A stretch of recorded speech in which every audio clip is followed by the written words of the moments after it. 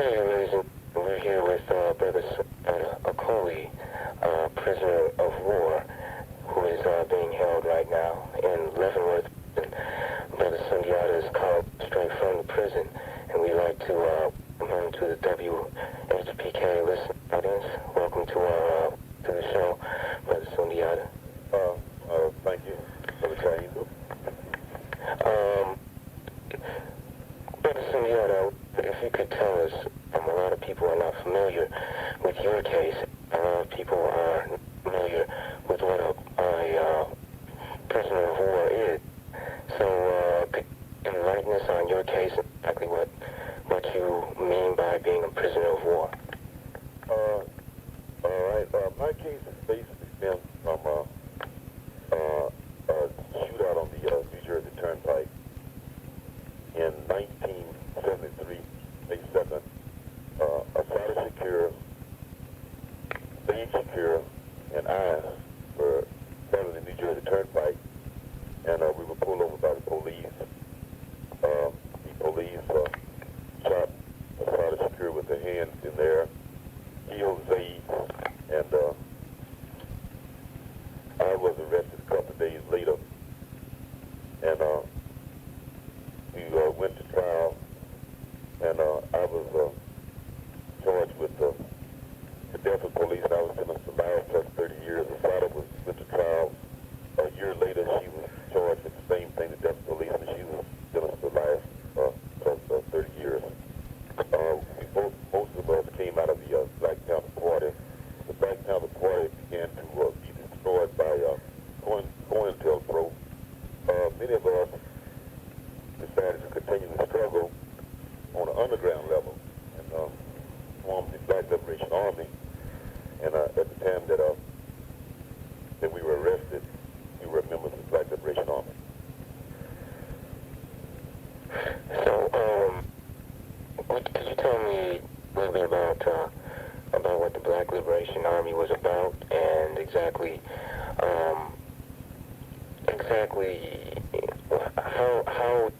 how did they try your case?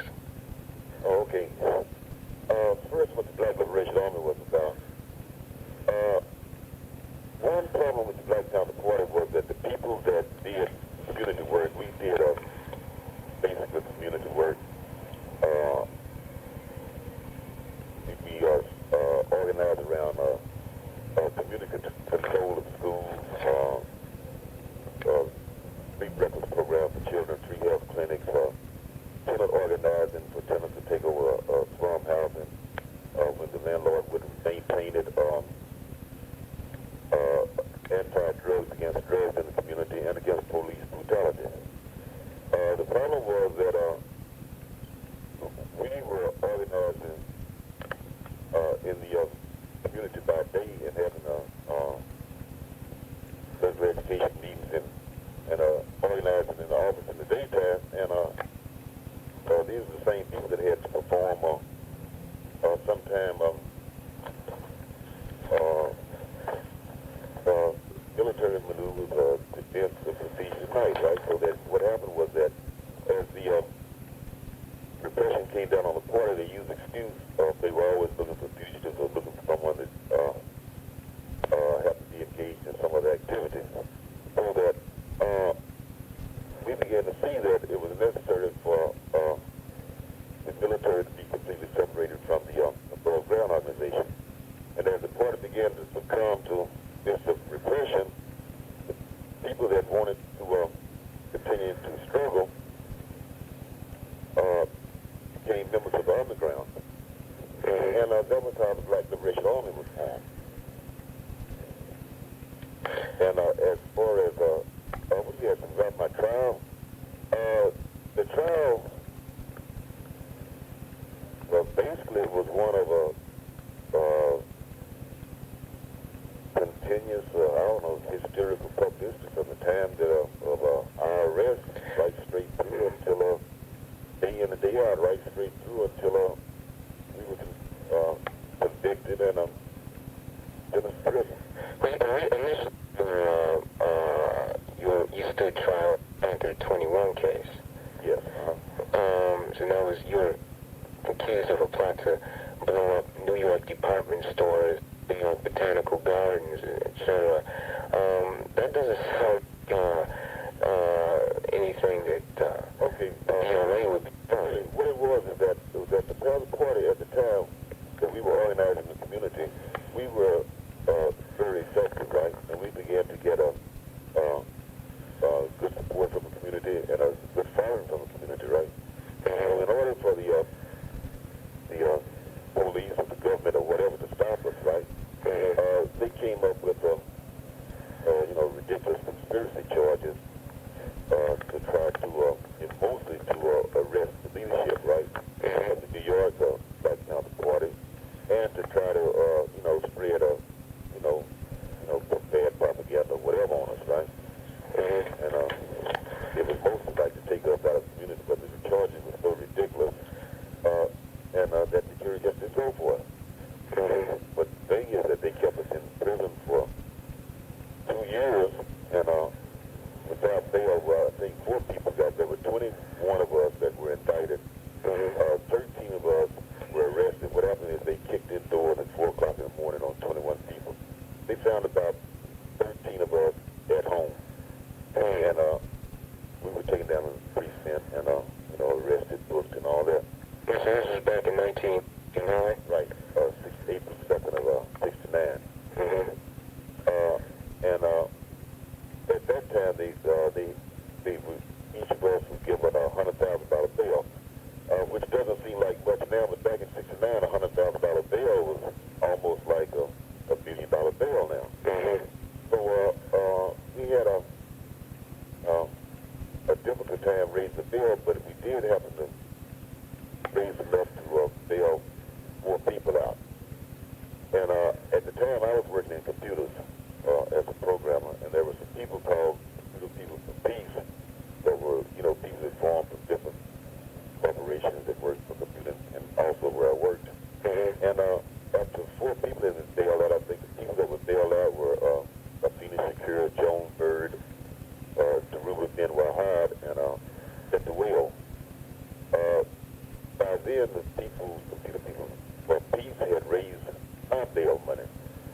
And I came up to be bailed out, and the judge refused to let me out on bail and said that from then on I had no bail, and that furthermore he wasn't going to let anybody else out on bail, so the remainder of us had to stay in prison for 2 years, or in jail for 2 years on trial, until we were acquitted. The thing is, the jury acquitted us in less than an hour. There's a saying, justice delayed is justice denied. Right, but one thing that it did was that it kind of decapitated the leadership in the New York Panther Party. That was one of the methods that they used to kind of destroy the party, because by the time we came out, the party always had been closed down for a while. Panthers were scattered, disorganized, and paranoia was running wild, so that the party almost never got back to where it was. And that was one of the reasons that and with the intensified surveillance that they put on all of us in the 21 after we were acquitted, and the harassment that they put on us, that it really drove most of us underground. So, on May 2nd, 1973, you were ambushed by the state troopers on the turnpike. Right. And so that's what resulted in the murder of Zaid and the wounding of Assad. Assad Shakir. And after the arrest, you suffered abuse at the hands of the state. Yeah, I mean, In terms of the lack of medical care, being kept in isolation. Well, what they did was they took me to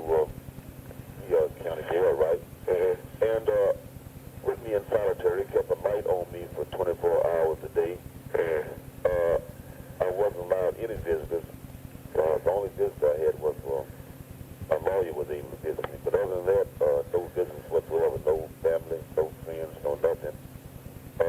I wasn't allowed any newspapers. I was just in solitary by myself, and they frequently let state troopers come back in the county jail, back in the quarter solitary where I was, and just stare at the podium. And then, in fact, I remember one time one came through the door, and I don't know whether just a ploy or what, but anyway, when you come into a jail, whether you're an officer or not, all guards and all police officers or whatever have to check their guns, at the door, right? Just back in the section where the prisoners are. Anyway, this guy came through with his gun already on him, so they made a big thing of saying, hey, stop, and told him that he forgot to check his gun. Play acting for you. Things like this, right? That I went through for the entire year that I was in county jail. Right now you're in Leavenworth, but before that you were in prison, which had been condemned for years as being uninhabitable. Also, I was in state prison, right? And I am still a state prisoner. What happened? A number of things happened. One that when I went to Clinton State Prison, they kind of like instantly made converted one part of the prison into an MCU unit, and they rounded up a lot of us up. I was the first one they rounded up. Could you tell us what an MCU is? It's just a name, but what it is, it's a patrol unit. They have named it MCU because the warden had gone out to California, and they had a unit out there that they call MCU, which stands for Management Patrol Unit, which was like OE in California. And he liked to sit up there, and so then he came back to Trenton and instituted this system in a wing at Trenton, and then they rounded up 250 prisoners in this unit, and I was the first one that they rounded up, and then they began to let out. What it was a ploy to like really round up about 25 prisoners to 50 prisoners, but in order to like make it look like they weren't aiming at particular prisoners, because they had no reason to put us in this unit, but they had put a cover on it. So they rounded up 250 prisoners, and within a month or so, they had let over 100, 150 of them out, right? And what they were doing, they were letting out everyone that they really didn't want in the first place. They were just really aiming at 25 to 50 prisoners, which they had tagged as political, more political prisoners. And so I was in the unit for 5 years. The cells were very small. I mean, they were so small that the Society for Prevention of Cruelty to Animals said the cells were smaller than the space that you put a German Shepherd dog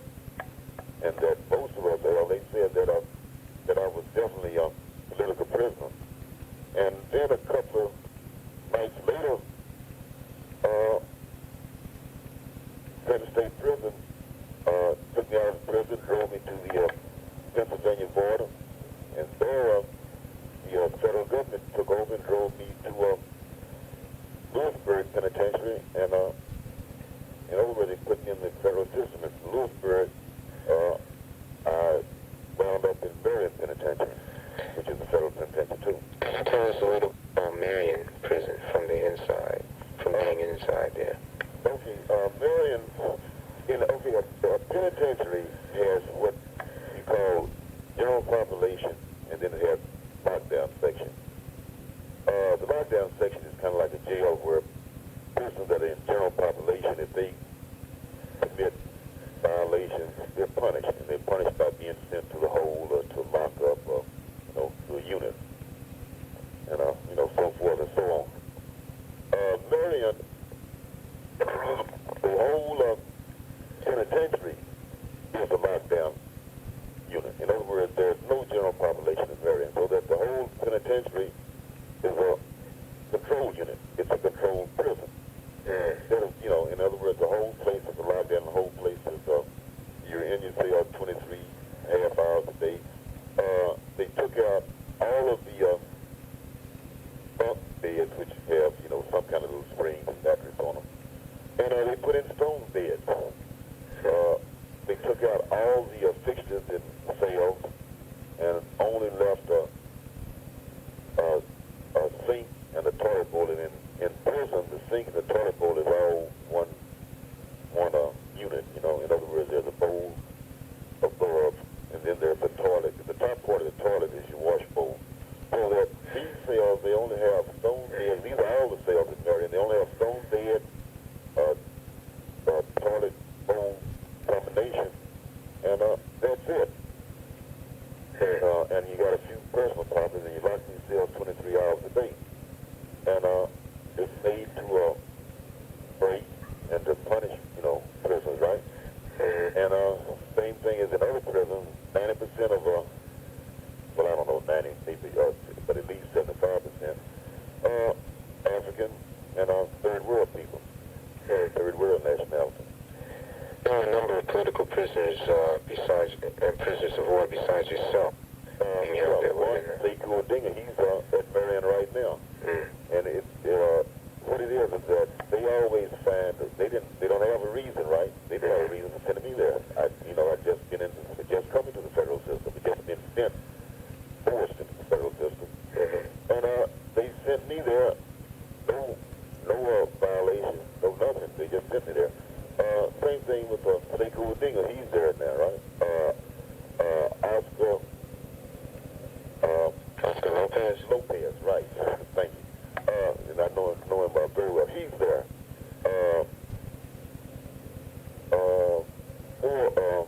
Bill Dunn, which is a North American political prisoner, he's there at Marion, right? Most of the people... Shabazz Bey, I think. Right, Halif, Shabazz, he's there. And most of the people that are satisfied and considered as political prisoners have sometime or another been through Marion. And that's without any violation. They just, in other words, they come up with a classification and say, well, we decided that you need closer custody, and you're sent to Marion for no reason at all. But just when you get to Marion, they put out the propaganda to all the rest of the people in the world that these are the worst of the worst, the end of the land, the prisoners that are the most violent, that have violence on their record. I don't have any violence on my record in prison, period. That they're gang members, all kinds of tags to keep the public terrified and, anti-prisoner, anti-this. When in the final analysis, they send people to very strict punishments that haven't committed any violation whatsoever. So your cell was how big in Marion, and you were in there for 23 hours a day? Okay, well, let's see. Prison was built before the Civil War, right? So that the cells that they built in this section of the prison were very small, way too small for you to hold a man in for 23 hours a day like you did. Okay, now Marion was built in 1962, I think, right? So by then, regulations had come out that a prisoner regulations always had the prisoners had to have a certain amount of space. But what I'm saying is that at the time that they built Marion, they had to follow these regulations, because it was a new building, right? And so that as far as space at Marion, I think that these cells are 9 by 7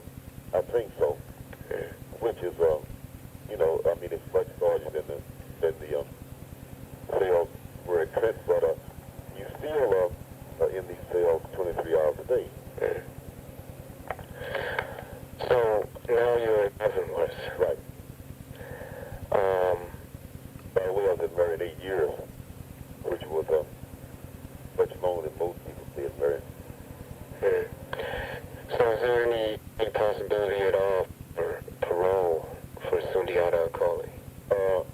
I'm glad you asked that, because right now, my attorney is working on a sentence reduction, right? The first thing is that I've been in prison 19 years, going on 20 years, right?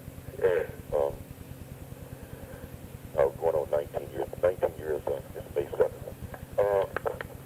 And so that my attorneys put together a sentence reduction petition because I had good time that was taken, and that because I was sent out of state, forced out of state, I could never get back in the Jersey courts to, apply to have just a good time returned. But prisoners that stayed in New Jersey, a lot of them got their good time back, and a lot of it stems from the time that we were in the MCU unit, where they gave us a lot of bogus charges just because of, as a means of punishing prisoners, right? And they make the choice. So a lot of us lost a lot of good time on bogus charges. The prisoners that stayed in New Jersey, they were eventually able to get theirs back because it's obvious that, it was just a lot of charges made simply to antagonize prisoners. I was sent out of state, and then later on, I was the first prisoner sent out of state in New Jersey. Later on, they began to send more prisoners out of state. But I wasn't able to get my good time back, and my records were all messed up from being a state prison in the federal system. So my lawyers are putting together a sentence reduction to get all this straightened out and to get my good time back and to get my sentence reduced. So basically what I'm saying is that when they file this in court, they're asking, and I'm asking people to send letters to the court and, urge and request that my sentence be reduced. Because a lot of the time was added unnecessarily and unfairly. Anyway, I have a address where that people could write to find out, get on the billing list so that they can know when my sentence reduction comes up, so they could send support letters, or they could also write it to find out more about political prisoner in general, and my case, and how to, what they can do for political prison. So the address is the Sundiata Acoli Freedom Campaign. Sundiata, Sundiata Acoli, Acoli, Freedom, FREEDOM, campaign, CAMPAIGN. Post office box 5538, and it's in Manhattanville Station. Manhattanville is MANHATTANCILLE. Manhattanville Station, STATRON. Harlem, New York, 10027. It's a way to kind of like keep track of my situation and how, you can help and where to send word letters when my sentence reduction comes up. That's one thing they can do. Do you have a date for that yet at all? No, because the lawyers are drawing up the petition now. Okay. And if people write this box, then they can get on the billing list, and then when the petition is drawn up and filed in court, before it's filed in court, they'll be sent letters saying, that what court it is and where it is to send the letters. Okay. Brother Sundiata, what would be your message to people today? A lot of people are looking for some sense of direction, some sense of how to struggle and in what way to struggle. And could you give us your perspective? I think the main thing that African people have to do, in our particular situation, is that we have to take control of our own lives one way or the other. By that I mean that we have to become more self-reliant and independent in our thinking and in our actions and in the direction that we're going. the problems is that we, as black people, can never really solve our own problems because we are always dependent on laws being passed. In other words, that our problems are always being solved from City Hall or from the U.S. government. And the solutions that they propose are basically solutions that are best for them, but it's not always best for us. So that we have to decide that we have to solve our own problems. And the way that we do that is that we have to stand on self-reliance and independence and take control of our community and lives and whatever. But I'm saying that we have to start thinking independently.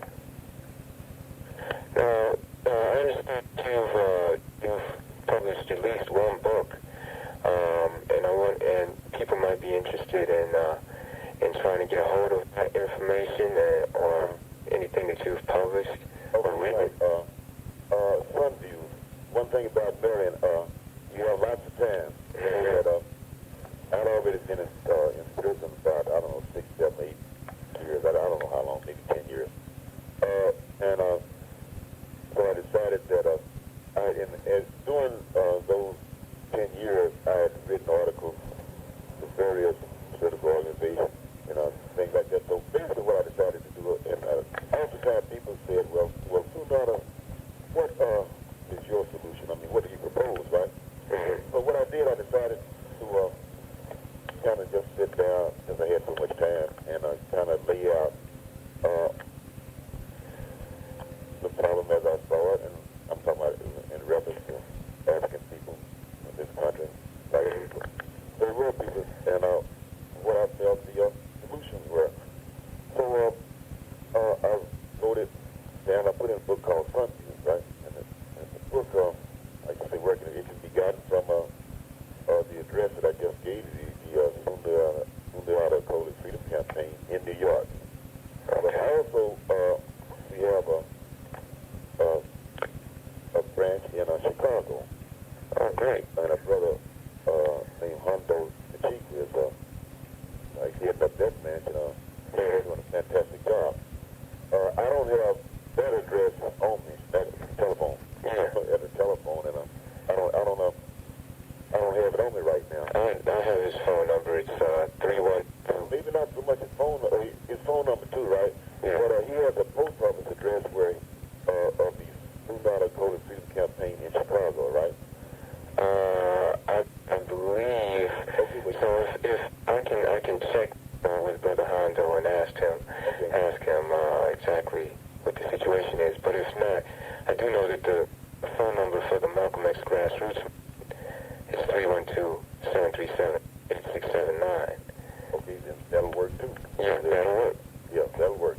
So they're one in the same location, and I even think the post office box is one in the same location. Right, and he has Sun Views too. So either one, the New York address or Brother Hondo, his address is Sun Views available in both of them. Great. Brother Sundiata, after being in jail for 19 years, for your worldview and for a struggle of African people, a lot of people would ask the question, how have you been able to survive, and how have you been able to really just to maintain the same beliefs that you had? A lot of people just have to ask the question, how do you do it from day to day? Okay, I don't know, it may sound a little, anyway, I noticed that, here's the thing, I noticed that a lot of people that have been in prison a long time, even people that struggle, right, a little disillusioned because there's not much support for political prisoners, there's not much support for political things, period, right? And they feel that they get disillusioned, they just feel that people don't support them, right? And they may be justified, but what I'm saying is that when I was struggling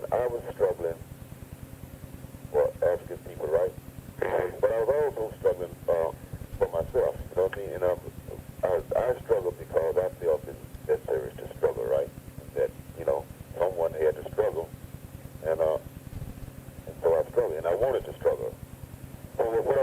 I wasn't struggling so that people would praise me or support me or whatever, right? I struggled because I felt it was necessary and that people had to struggle and that definitely I had to struggle, right? And so that when I got into prison, I wasn't that concerned about whether people supported me or whatever. And it didn't bother me that you know that there wasn't a whole lot of groundswell of support, and maybe I'm just feel like that. Some people it does, right? I simply do what I feel that I have to do, period. And I'm you know, and even though I'm struggling for African people, and I guess maybe that's the way I am now. And having said that, is that also I was surprised too of just people that are conscious. Not, you know, it's not a full, but every now and then I'd get letters from people that would say, hey, brother, I really appreciate, you know, you struggling for our people, right? And I just wanted you to know that there's somebody out here that does, right? And it makes you feel good, right? But that wasn't the main reason I'm struggling. But I'm saying it also helps, right? I mean, it helps to you know, keep you keep you afloat. And lately, more and more people are beginning to get conscious because of people like you, people like Hondo, and other people that have political prisons. The Puerto Rican movement is very good at emphasizing and educating people about their political prisons. In fact, I think the work that they did on the nationalists, the Puerto Rican nationalists, is kind of like a model for what, you know, for the movement, right? They kept the nationalists alive among the Puerto Rican people when nobody else even knew what about the nationalists, except every now and then you hear about it, right? They kept that alive the whole time they were in prison. And so now I think that after a decade and going into 2 decades, there has been more like whatever you call it, education material or whatever around political prisons, and it's still, you know, like still most people don't know what a political prison is, or prisoner of war, whatever.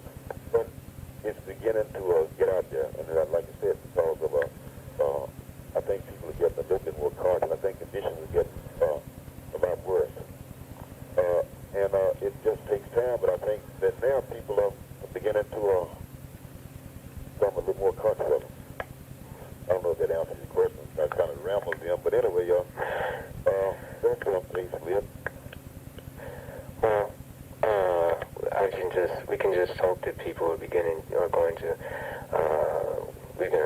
start to struggle around the issue of political prisons and around more very seriously around the issue of independence for African people. Definitely. Yeah, when I said independent, I really, even though our people, that's another thing, really, our people don't haven't really sit down and decided exactly what we're going to have to do to deal with our problem. And frankly, when I said independent, I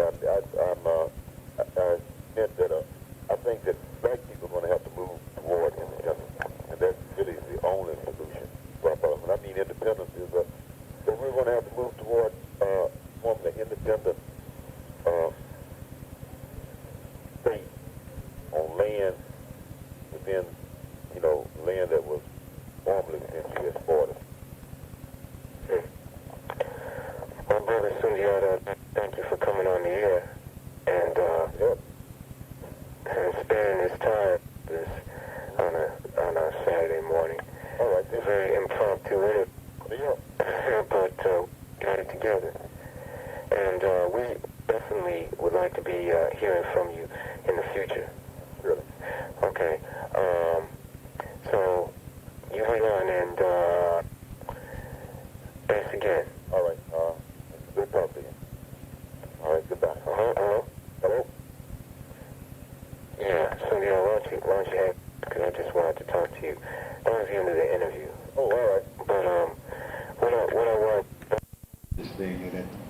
polls open at 6 o'clock. At 6:01, the Democratic Party registers 500,000 votes automatically. I mean, they could just sit back and say it's going to maximum they could get. So anybody who's trying to get in there got a big thing to overcome from Jump Street. And it just went that way for year after year after year. It got stronger and stronger. See, but the question was then, so with those kinds of systems in operation, blacks had to make some decisions. Revolution wasn't around the corner. You wasn't going to overthrow that sucker by armed violence any way you think about it. And blacks have families like everybody else, and they got to eat. So you had a whole slew of African Americans who